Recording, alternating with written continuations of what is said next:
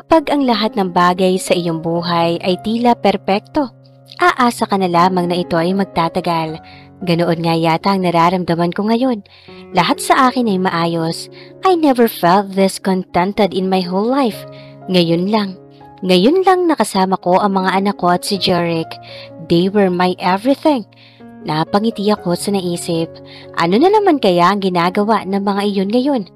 Kanina, iniwan ko silang abala sa pagkukulitan, kaya kailangan ko silang puntahan mamaya. Handa na ba nanay yung mga pagkain sa labas? Baka po kasi magkulang, sabi ko habang pawisang naghahalo ng spaghetti sauce. Kanina pa ako nagluluto at pawis na talaga ako. Diyos ko kang bata ko, oo nga. Sobrang dami na noon. Konti lang naman ang bisita nyo. Mga trabahante sa asyenda lang. Sagot naman ni nanay sa akin. Tumigil ako sa ginagawa at binalingan ko si nanay. Nanay, pupunta lang po ako sa labas. Titingnan ko lang po doon. Tumango ang matanda kaya nagtuloy-tuloy ako palabas. Kahit nanlalagkit na ang aking pakiramdam ay hindi ko alintana. Mas importante sa akin ang makita ang sitwasyon sa labas bago ko puntahan ang aking mag-ama. Lumabas ako galing sa pinto ng kusina. Shortcut ito, patungong hardin. Nakakailang hakbang pa lang ako nang may humigit sa aking braso. Medyo madilim sa lugar na ito, kaya hindi ko masyadong maaninag ang kanya muka. Ngunit nang magsalita ito, ay nakumpirma ko kung sino. Siguro, ang sayo mo na ngayon. Nasa'yo na si Jeric. Magkasama pa kayo ng mga anak mo habang ako nagluluksa? Ivy, ano bang ginagawa mo? Paano ka nakapasok? Sabi ko sa kanya ng mahinahon. Numisi siya at pailing-iling. This is not the Ivy that I know. This one looks wasted and crazy. May magulong buhok at medyo madungis na pananamit. This is what you made me. Ikaw at si Jeric. Alam mo, Lucina, may naisip ako. Mamahalin ka pa kaya ni Jeric kung patay ka na? Sabi niya sabay may kinuha sa kanyang dalang bag. Nang mapagtanto ko kung ano iyon ay nahintakutan ako. Ivy is carrying a gun and she's pointing at me. Ngising-ngisi siya habang kabang-kaba naman ako. Please, Ivy, pag-usapan natin to. This is not you. Maraming ibang lalaki, Ivy. Yung magmamahal sa'yo pabalik. Sabi ko sa kanya. Umaasa ako makikinig siya sa akin, ngunit isang nakakalokong ngiti lang ang kanyang isinukli sa akin. You think I would love any man than Jeric? No! He is for me. Epal ka lang sa eksena. Sigaw niya sabay kalabit sa gatilyo ng baril. Pumikit ako. Handa na akong tanggapin ang anumang mangyayari sa akin, ngunit hindi nangyari ang lahat. May yumakap sa akin at nagpoprotekta sa akin mula sa mga bala. May sumakop sa mga bala na para sa akin at nang imulat ko ang aking mga mata, tumagsak ang aking mga luha. Jeric! Jeric falls to the ground at dahil nakayakap siya sa akin ay pati ako ay napahiga rin. I look at his face and it was pale. May tama siya sa likod ng kanyang dibdib at sa may bandang balikat, there was blood coming out from his mouth too. Nahintakutan ako sa nakita. I was holding him so tight. I even embraced him tight so that he would feel that I am here. Please, baby, wake up! Sabi mo papakasalan mo pa ako. Tomorrow we will. Just don't leave me, please. Nagsusumigaw na sabi ko. Umiiyak ako sa sobrang pag-aalala. May masakit din na parte ng katawan ko ngunit alam kong baliwala iyon kumpara sa nararamdaman ni Jeric ngayon. Hindi sumagot si Jeric. Alam kong naririnig niya ako. Alam kong buhay pa siya. Nararamdaman ko. Nararamdaman ko ito sa aking puso. Please, just say something, love. Mahal na mahal kita. Hold on, please. Sabi kong nagmamakaawa. Hilam pa rin ang muka ang aking mga mata. Naramdaman kong ginagap niya ang aking mga palad at dinala sa kanyang mga labi. Dahan-dahan niya itong hinalikan. Mas lalong lumakas ang pag-iyak ko. Bakit ba nangyari sa akin to? Akala ko tapos na. Akala ko magiging masaya na ako. I love you. Nahihirapan niyang sabi. Tinitigan niya ako bago pumikit ulit. Just like that, I wish I could bear the pain that he was feeling. Hindi ko naman kasi hiniling ang ganito. Sana, ako na lang. Tulong! Nagsusumigaw ako. Kailangan namin ng tulong ngayon. Kailangan ng tulong ni Jeric ngayon. When I look at Ivy, she was crying too. Kahit sa malabong paligid, ay alam kong umiiyak siya. Nagsusumigaw siya. She's hysterical. She pointed the gun in her head, then pulled the trigger. Natumba ito at umaagos ang dugo mula sa ulo nito. Nagulat ako sa kanyang ginawa. Gusto ko man siyang sisihin ngayon, ngunit para saan pa? She killed herself too. I couldn't contain the feeling anymore, and I broke down. My head is throbbing with so much pain. Bahagya ko ring iginagalaw ang aking katawan, ngunit hindi ko pa ito masyadong maigalaw.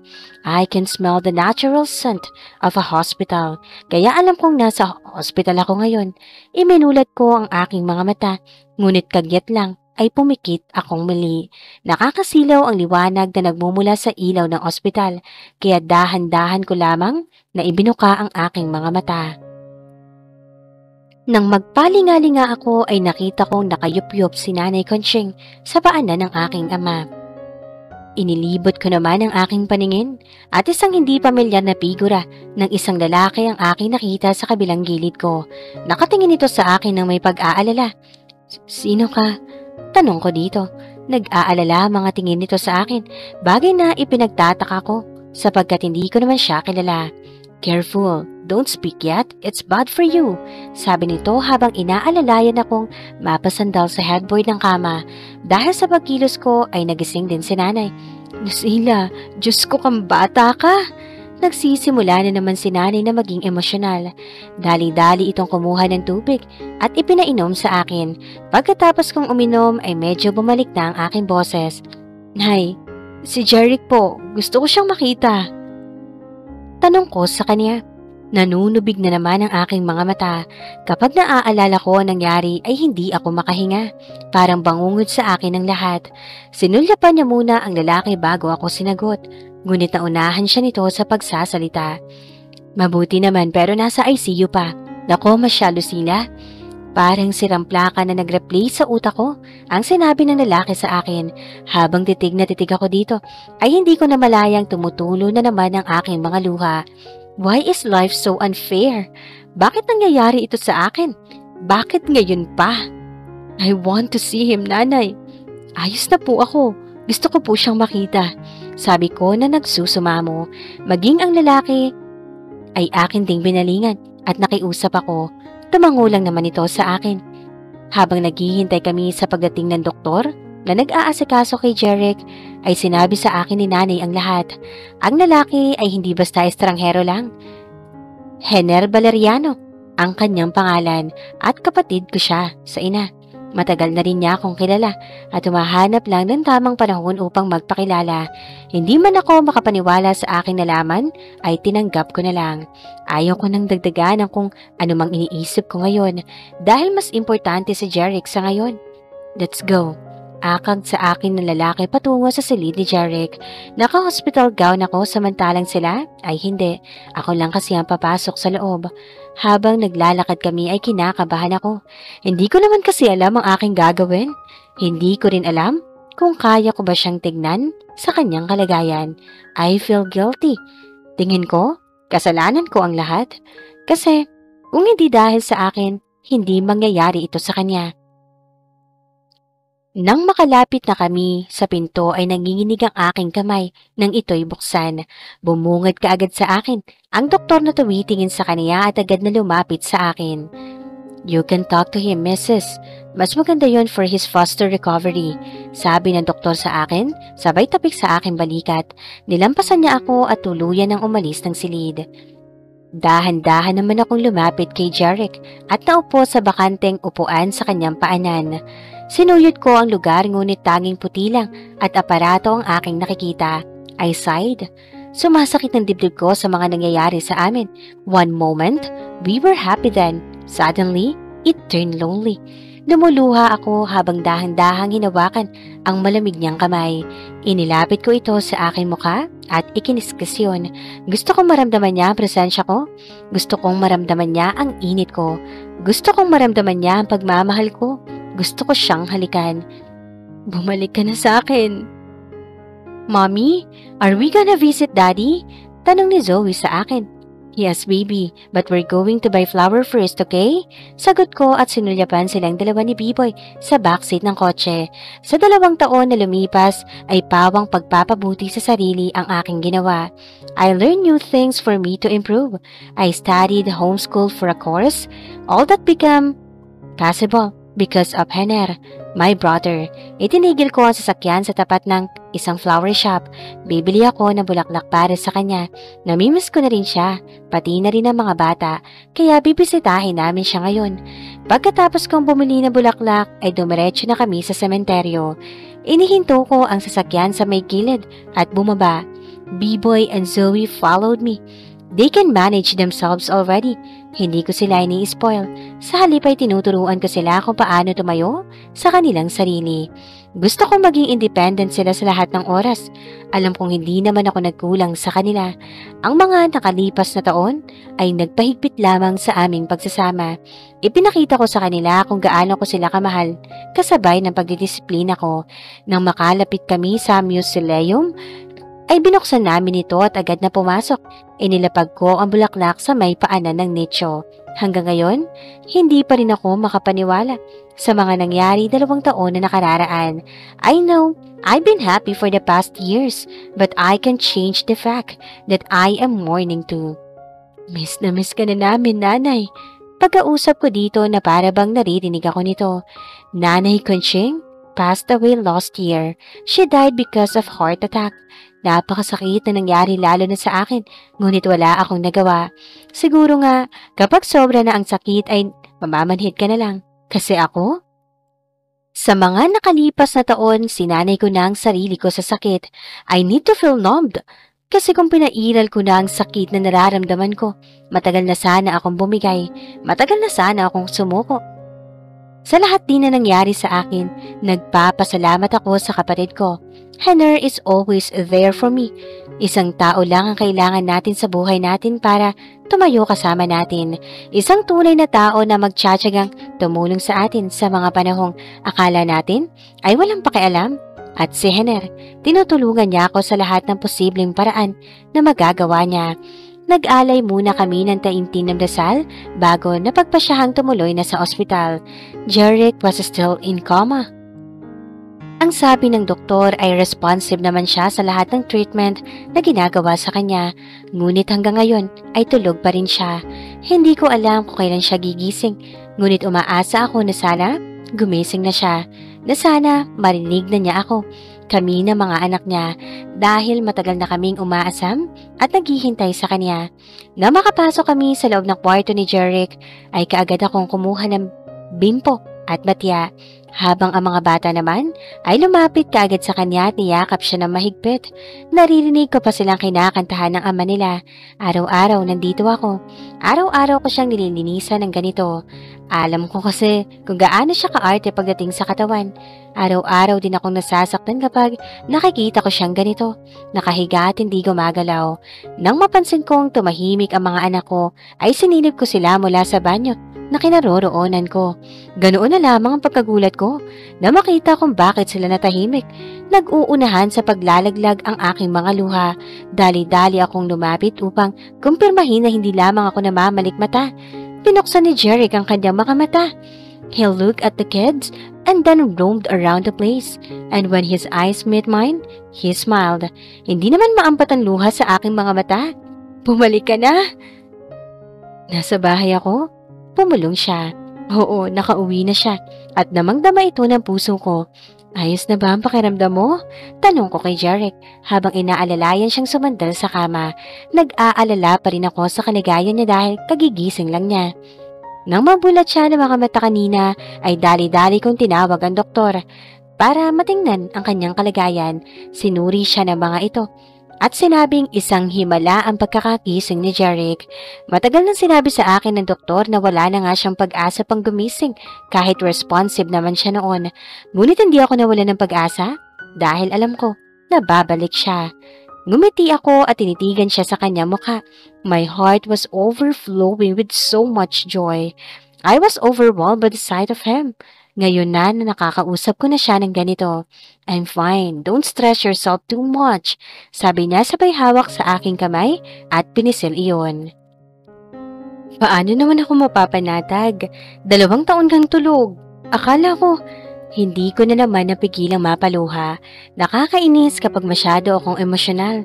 Ang bilis kong umiyak sa mga bagay-bagay sa paligid. Niyakap naman niya ako ng mahigpit at hinaplos-haplos ang aking likod. Inangat ko ang aking mukha para matitigan siya bago isiniksik ang aking sarili sa kanya. I miss this feeling. Jeric and I hugging each other. It's simple everything we hug, our hearts also collides. It connects and repair the broken pieces inside. He was nuzzling my hair when kids entered the room. Nilingon ko sila at nakitang may dala itong basket ng bulaklak. Napakunot ang noo ko. Hindi naman kasi sila lumabas kaya nakapagtatakang may dala silang ganoon. Nasagot naman kaagad ang tanong ko na bumungad ang aking kapatid na si Hener. Naka-coat and tie pa ito. Habang formal ang hitsura. Gwapo ang kapatid ko. Halatang mayaman at edukado. Matangos ang ilong. At pangahang mukha na bagay naman sa kulay kayumanggi nitong kulay. Humiwalay ako kay Jeric at mabilis na pumanaog sa hospital bed. Lumapit kaagad ako sa kapatid ko at niyakap ito. Hey! Sabi niya habang hinahaplos ang aking buhok. Matangkad ang kapatid ko dahil hanggang balikat lang ako nito. Are you okay? Sabi niya pa sa akin. Tumango naman ako bilang tugon. Sa mga nagdaang taon, ang kapatid ko ang naging sandigan ko. Hindi niya ipinaramdam sa akin na nag-iisa ako. Noong una ay naninibago pa ako dahil all this time, may kapatid pala ako. Marami akong tanong kung bakit hindi kaagad siya nagpakilala sa akin. Ngunit nasagot naman niya iyon. Ang importante naman kasi, nandito na siya at bumabawi siya sa mga pagkakataong wala siya sa tabi ko. Isang tikim ang nagpabalik sa akin sa kasalukuyan. Dali-dali akong humayo kay Hener at dinaluhan si Jeric sa kama na kasama ng aming mga kambal. Kunot na kunot ang noon nito ng aking lapitan. Iritable ang hitsura at mukhang naiinis na. Jeric and Hener presence in one room were intimidating. They both has this aura na pangingilagan mo. Kaya hindi ko alam kung paano ko sila ipapakilala sa isa't isa. Baby, I'm gonna out from here. I just visited you and the kids. Looks like you have to tame the madman first. Nilingon ko si Hener habang nagsasalita. Ngisi-ngisi siya habang titig na titig kay Jeric. Pinandilatan ko siya ng mata dahil doon. Lumapit siya upang halikan ang tuktok ng aking ulo at pati na rin sa mga anak ko bago tuluyang umalis at kumindat pa siya sa akin. Nilingon ko si Jeric at na makita ko siyang galit ay napabuntong hininga na lamang ako. What? I'm gonna punch that bastard for touching you? Mariin niyang sabi sa akin. Kahit namumula ang kanyang mukha sa inis, ay hindi ko na napigilan ang sarili kong tumawa. I just lost it. Seeing Jeric being jealous to my brother is another story. Tawang-tawa ako maging ang mga anak ko ay tumatawa din katulad ko. My kids were smart. I know. They knew that what their father was talking about. Oh, Jeric, I like you when you're possessive of me like that. Sabi ko sabay halik sa kanyang labi. Marahan lang at tinapos ko rin agad. I look at him with so much love in my heart. That was my brother, Jeric. Sabi ko sa kanya. Nakakunot ang kanyang noon nang tingnan niya ako. Mababalaag sa kanya mga mata ang pagtataka. Say it again, baby. How come? Itinuon ko sa kanya ang aking atensyon at ipinaliwanag sa kanya ang lahat. Tatango-tango lang siya na matapos ako. Marahil, alam na niya kung bakit namin siya tinawanan ng kambal kanina. So, I'm jealous for nothing, baby. Alam ng kapatid mo na galit ako na inaasar niya ako. Sa'yo lang naman kasi ako. Ba't mo iniisip na ipagpapalit kita? Sabi ko, kunwari nagtatampo. I pouted my lips para mas effective ang drama ko. I miss this part of me, yung carefree at walang inaalala. Napangiti ako nang lapitan niya ako, sabay yakap ng mahigpit. Nakakatayo na siya at alam kong ayos na ang pakiramdam niya. Kaya, tiwala akong bumabalik na ang lakas niya. Sorry, sabi niya sa akin. He should be thankful that I love him dahil konting paglalambing niya lang ng ganito, napapaamo na niya ako. Alipin na naman niya ako. Nasa ganoon kaming sitwasyon na pumasok si attorney sa loob ng hospital suite. Agad naman akong humiwalay kay Jeric dahil nakakahiya naman kasi. Baka isipin nitong naglalandian kami na medyo totoo naman. Hoy, Jeric, bro, welcome back! Sabi nito habang nilalapitan si Jeric at niyakap. Parang bakla itong si attorney pero alam ko namang lalaki talaga ito. Ilang saglit pa ay masinsina na silang nag-uusap sa mga bagay-bagay, lalo na ang tungkol sa asyenda. Napag-usapan din nila ang papalapit na paglabas ni Jeric. Nakikinig lang naman ako sa kung ano man ang kanilang pinag-uusapan. I didn't mingle with them because that wasn't my business. Attorney settled everything. Mula nang nagising si Jeric, ay lagi itong dumadalaw para balitaan ang huli sa mga nangyayari sa asyenda. Maging ang paparating na paglabas ni Jeric sa hospital ay punong abala ito. Nagpapasalamat naman ako dahil alam kong tunay ang ipinapakita nitong pag-aalala para kay Jeric. Dahan-dahan, bakit pa kasi tayo nandito? Tanong ko sa kanya. Bukas na ang labas niya, pero ngayon lang niya naisipang mag-tour sa ospital. Nasa rooftop kami ngayon ng hospital at sabay na tinatanaw ang kalangitan. I just want you to see how beautiful the stars are. Katulad mo, you're so beautiful, Lucila. Napangiti ako sa kanyang sinabi. Hanggang ngayon, hindi pa rin talaga siya tumitigil na pakiligin ako. Every time he's near, my world isn't the same anymore. At the same time, he's only one who can calm it down. Close your eyes. He whispered. He wrapped his arms around my body para naman magpapaagaw pa ako sa iba. Kasi once na nag-commit ako, I commit. Walang dahilan para matukso ako dahil ang tunay na pag-ibig ay hindi maaring akitin. Nakatayo kami pareho sa gitna ng rooftop habang niyayakap niya ako sa aking likuran. Nang maramdaman kong kumalas siya sa pagkakayakap sa akin, ay didilit na sana ako, ngunit pinigilan niya ako. No, close your eyes, sabi niya sa akin, kaya wala akong nagawa kundi pumikit na lang ulit. I know, I've already done this before, Lucila, but I want to do it again, baby. My heart filled with so much anticipation. I already have an idea of what will happen, but I don't want to spoil the moment. Kaya hinayaan ko na lang. I just let it flow. I'll let him. Kasi matagal ko na rin gustong mangyari ang mga bagay na ito. Matagal akong naghintay na sana magkatotoo na ang lahat. Now, open your eyes, baby. Iminulat ko ang aking mga mata. At nakita ko siyang lumuhod sa harapan ko sa pangalawang pagkakataon. The last time wasn't good for us, but this time, baby, I'll make sure that it will happen. We're going to happen. Tumango ako bilang pagsang-ayon sa kanya. That was when fireworks were coming out everywhere. Nang tingnan ko ito, ay hindi na napigilan ng puso ko ang mapaluha. Ayan na ang salitang matagal ko nang inaasam. Nakasulat sa langit. Umaasa na sa pagkakataong ito, ay mangyayari na ito ng totoo. Papakasalan mo ba ako? Inunat ko ang braso ko para maabot siya. Ginaya ko siya patayo. Pagkatapos ay bigla akong yumakap sa kanya ng mahigpit. Umiiyak ako sa kasiyahan kasi kahit hindi niya ako tanungin ulit, siya pa rin naman ang pakakasalan ko. Nakakainis ka talaga. Wag mo na akong iiwan ulit dahil hindi ko na alam, Jeric. Hindi ko alam kung anong magagawa ko. Sabi ko habang tinitingala siya. We stared at each other and then he smirked. Baby, is that a yes? Tumango ako habang yakap-yakap pa rin siya. Lumayo siya sa akin at tinitigan akong muli. I love you, Lucila. Then, he claimed my lips. The kiss was slow and gentle na para bang pinapawi nito ang mga nagdaang taon na hindi kami magkasama. After the kiss, we looked at the sky again, holding hands na para bang bagang wala nang makapaghihiwalay sa amin. Oo, malapit nang ikasal sina mommy at daddy, B-boy. Oo, tama. Nilingon ko ang pinanggagalingan ng boses and I found B-boy and Zoe. They were walking towards us. They're both smiling and happy.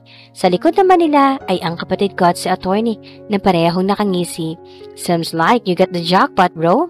So I'm gonna exit here. Sabi ni attorney na ngisi-ngisi. I'm happy for you, baby. Sabi naman ni Haner sa akin at kaagad na binalingan si Jeric. Take care of my sister. Soon to be brother-in-law. Sabi naman nito kay Jeric at tinapik pa sa balikat. Sabay na naglakad ang dalawa papalayo sa amin. Alam kong nagkakairingan na naman sila. Dahil ang totoo, hindi naman talaga sila magkasundo. Salamat sa tulong anyway. Sure. Sabay na sabi nito at tuluyan na nawala sa aming paningin. Naglalabasan sa kung saan ang fireworks. Sabay-sabay namin itong pinapanood kasama ang mga anak namin. We hold each other's hand.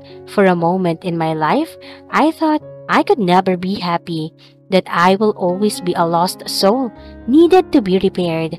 But seeing this love of my life being with me happy and contented, this is the life that I am always dreaming of. Hindi ko talaga maalala kung kailan nagsimula ang lahat. Naalala ko nung una ko siyang nakita. Nasa garden yon. She looked so dirty and messy the time that I stayed away from her. But I guess staying away from her isn't the best option because every time I saw her in the greenhouse, singing songs for the newly planted flowers, napapakabog ang puso ko. Namangha ako sa tuwing siya ang nagmamalasakit sa mga halaman at mga puno. What are you doing? Pag-agaw ko sa kanyang atensyon. Totoo kasi siya sa pagkanta niya. She didn't even realize that I'm here and I'm looking at her. Her eyes turned to circles and his mouth formed O. I just find her so cute. Ang cute ng mga kaklase niya na sinira ang uniform niya at ginulo ang buhok niya. Galit na galit ako. Na makita ko siyang umiiyak ng ganyan. Sumasakit ang puso ko. I just having the urge to protect her in any way. Ang arte mo talaga, Kuya Jeric. She looked at me smirking. I hate it when she calls me Kuya because I'm not that old for her. Naglalakad kami sa gilid ng bagong tanim na palayan. I asked her to tour me around the whole hacienda and she gladly. Stop calling me Kuya, pwede ba? Kumunutan na ako sa kanya. Ginaya niya lang nung sinabi ko tapos tumawa. The sound of her laughter made my heart beat like crazy and I just realized I like her. Bro, relax ka bro. Tinignan ko si attorney. Nakatayo siya sa tabi ko sa altar. At oo, nagpabalik-balik ako dahil nagpapanik na ako. Ngayon ang araw ng aking kasal. Araw ng aming kasal. Are you sure she's on her way? Tanong ko dito. Iling lang ang isinagot niya sa akin sabay ngisi. Ipinakita niya sa akin ang kanyang cellphone at binasa ang mensahe galing kay Henere. We're on our way, motherfucker. That bastard thought. I concerned. Sabi pa nito pagkatapos, hindi pa rin pala sila tapos sa bangayan nilang dalawa ni Henere. Wala naman akong pakialam sa away ng dalawa. What's important to me is Lucila. Medyo gumaan ang loob ko. Napapunta na sila. Darating na siya at pakakasalan niya ako. I just can't wait to see Lucila. Dahil sa una tuling beses na narinig ko ito mula sa kanya, nadurog ang puso ko. Nababaliw ka na ba, Jeric? Babalik ka sa Pilipinas? Para saan? Ikakasal na si Lucila sa stepdad mo. Gumising ka na, Jeric. Hindi ka niya mahal. Si Ivy yun. Makulit siya at hindi ko siya gusto.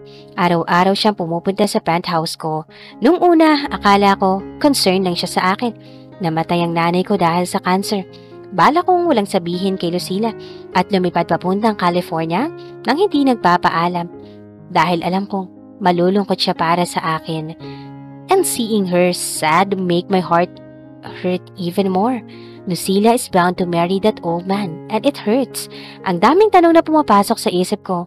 Joke ba ako sa kanya? Pinaglaruan niya lang ba ako? Nasagot lahat ng tanong ko pagdating ng araw ng kasal niya. Doon ako nakatingin sa kanya. Hindi ko akalain na hahantong tayo sa ganito. Paano niya nagawa sa akin ito? Lucila, tinatanggap mo ba si Federico bilang asawa mo?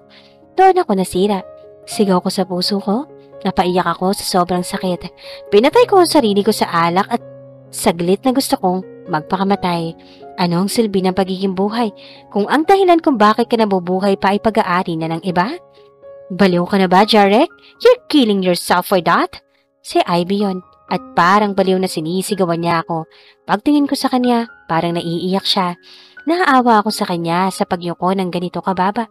Alam kong gusto niya ako, pero hindi ko akalain na aabot siya sa ganito. Pero ang mga salita niya, tinatak nito ang pagkatao ko. Magigante. Tama siya. Pagbabayaran ni Lucila ang ginawa niya sa akin. Pinangako ko yan. Naputol ang pag-iisip ko nang sikuhin ako ni attorney sa aking gilid. He's my best man. Wala naman kasi akong choice. He pouted his lips in front of us. Nakakadiri ang kabaklaan nito. Stop it, bro. Hindi tayo talo. Sabi ko dito. Ayun na, hinihintay mo. Hinampas niya muna ako bago itinuro ang pintuan ng simbahan. When I shifted my gaze, there, I found the love of my life.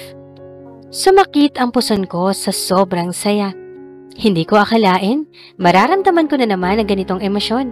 Inihiwalay ko ang sarili ko sa lahat ng hindi ginustong damdamin sa tuwing malapit siya. Nang ikasal si Lucila kay Federico, iyon na ang katapusan ko. Ngunit sinira niya ang hadlang.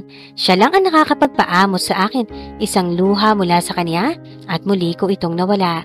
Si Lucila ay buntis at si Federico ang ama.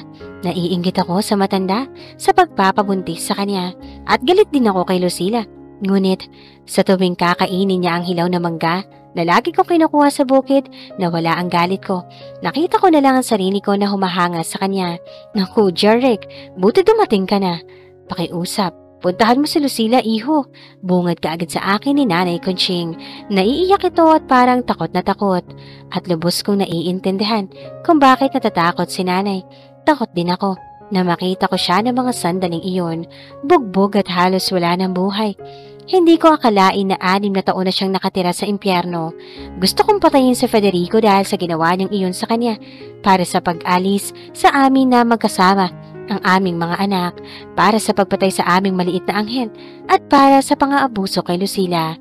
Sinabi niya sa akin ang lahat na nadudurog ang puso ko na nakikita siyang nag-iisa at malungkot araw-araw. She's broken. And I partly blame myself for it. Everything's changed, Jarek. Mula nang iwan mo ko, nagbago na ang lahat. Galit din ako sa sarili ko. Hindi ko siya naprotektahan ng sapat. And it hurts me knowing how stupid I am to believe all the lies that Ivy was feeding me. The moment I've seen her smiling again, I reminded myself that I will do all para protektahan siya. Kahit na ang ibig sabihin noon ay mawala ang sarili kong buhay. Kaya naman, when Ivy pulled the trigger, I caught the bullet that's for her. I am sorry for Ivy too. She killed herself because of too much love for me. Nakakabaliw ang pag-ibig, lalo na kung hindi ito kayang suklian ng taong mahal mo. I shrugged the thought off at tinuon ulit si Lucila. Binigyan ako ni attorney ng panyo at pinunasan ko ang luha ko. The same time the wedding song starts, the entourage started walking. And when it's her turn to walk in the aisle, umiiyak ako sa sobrang saya. Come on baby, make it fast! Habang dahan-dahan siya naglalakad, palapit sa akin, hindi ko mapigilan ang sarili kong mapansin. Ang ganda ni Lucila. Nakasuot siya ng lacy off-shoulder wedding gown na akmang-akma sa kanyang katawan. Siya ay may veil sa kanyang ulo na nakatakip sa kanyang buong mukha at isang bouquet of white roses sa kamay niya. Ito ang tanawing na panaginipan ko. Ang sandali. Ang tagal kong hinintay. Hindi ko alam kung anong idudulot ng hinaharap. Pero alam kong nandito ka sa tabi ko. Malalagpasan natin ito. At sana, ikaw na ang makakasama ko habang buhay. Ayokong tumakas, pero hindi ko kaya. Hindi ko maintindihan. When they reach my spot, ay saka ko lang nakitang umiiyak siya. Si Lucila ang pinakamagandang babae sa buhay ko. Take care of my sister, Jarek. Don't let her cry again or I will punch you in the face. Sabi sa akin ni Henner bago niya ibinigay sa akin ang kamay ni Lucila. I will, Henner. Seryoso kung sabi dito. Tinapik niya muna ako at hinalikan si Lucila sa tuktok ng ulo nito bago kami iniwan. Hey baby, why are you crying? Baling ko kay Lucila. I love you, Jarek. And blame the hormones. Oo, tama. Ang pag-iisip tungkol dito ay nagbibigay ng saya sa akin. Si Lucila ay buntis at kami ay nagkakaroon ng aming ikatlong anak. 1 taon na ang nakalipas mula nang magising ako mula sa pagkakoma. Hindi muna kami nagpakasal agad. Nagtagal kaming magkasama bilang isang pamilya sa mga nakaraang buwan bago kami nagpasya na magpakasal. Si Lucila, hindi lang siya kontento na pag-aari niya ang puso ko, pero gusto din niyang ma-embed sa kaluluwa ko. Sinigurado niyang pag-aari niya ang pagkatao ko at nagtagumpay siya. Pag-aari niya ako. Magkahawak kamay kami at tumarap sa altar ng kasal. Ito na ang simula ng ating bagong paglalakbay na magkasama, ang aming paglalakbay sa walang hanggan.